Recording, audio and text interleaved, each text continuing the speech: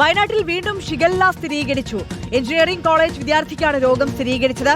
4 വിദ്യാർത്ഥികൾ ലക്ഷണങ്ങളോടെ ചികിത്സയിലാണ്. Mananthavady engineering college hostel കേന്ദ്രീകരിച്ച് ആരോഗ്യവകുപ്പ് ജാഗ്രതാ നിർദ്ദേശം നൽകി. ദീപക് മോഹൻ ചേരുന്നു വിവരങ്ങളുമായി. ദീപക്, ഒരു ചെറിയ ഇടവേളയ്ക്ക് ശേഷം വീണ്ടും ഷിഗല്ല ആശങ്കയാവുകയാണോ?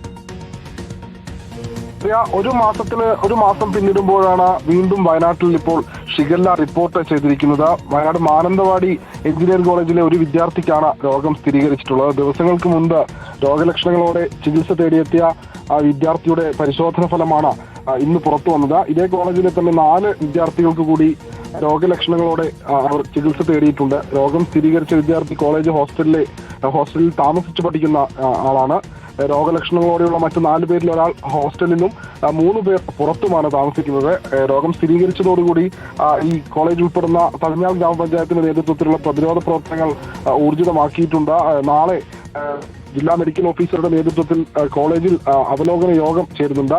വിദ്യാർത്ഥികളുടെ ആരോഗ്യനില, അതുപോലെ തന്നെ ഹോസ്റ്റലിലെ കുടിവെള്ളം, ഭക്ഷണ സുരക്ഷ, ശുചിത്വം എന്നിവയൊക്കെ സംബന്ധിച്ചുള്ള പരിശോധനയും തുടർ നടപടികളും ഉണ്ടാകുമെന്നാണ് ഇപ്പോൾ അധികൃതർ അറിയിച്ചിട്ടുള്ളത്. ഈ വർഷം ജൂൺ ആദ്യവാരം സുൽത്താൻ ബത്തേരി നെന്മേനി പഞ്ചായത്ത് മാർബസേലി സ്കൂളിലെ കുട്ടികൾക്ക് ഷിഗല്ല വ്യാപനം റിപ്പോർട്ട് ചെയ്തിരുന്നു. അന്ന് ജില്ലാ ഭരണകൂടത്തിന്റെ അടക്കം ഊർജിതമായ ഒരു പ്രതിരോധ പ്രവർത്തനത്തോടു കൂടിയാണ് ഷിഗല്ല നിയന്ത്രിച്ചത്. ഇപ്പോൾ വീണ്ടും ഒരു മാസത്തിനു ശേഷം ഷിഗല്ല റിപ്പോർട്ട് ചെയ്തതിൽ ആശങ്കയുണ്ട്. പക്ഷേ ജില്ലാ ഭരണകൂടം പറയുന്നത് ഇപ്പോഴും ജാഗ്രത പാലിക്കുന്ന സാഹചര്യമുണ്ട്, നിയന്ത്രണാതീതമാണ് എന്നുള്ള രീതിയിൽ തന്നെയാണ് ഇപ്പോൾ വിവരങ്ങൾ പുറത്തു വരുന്നത്.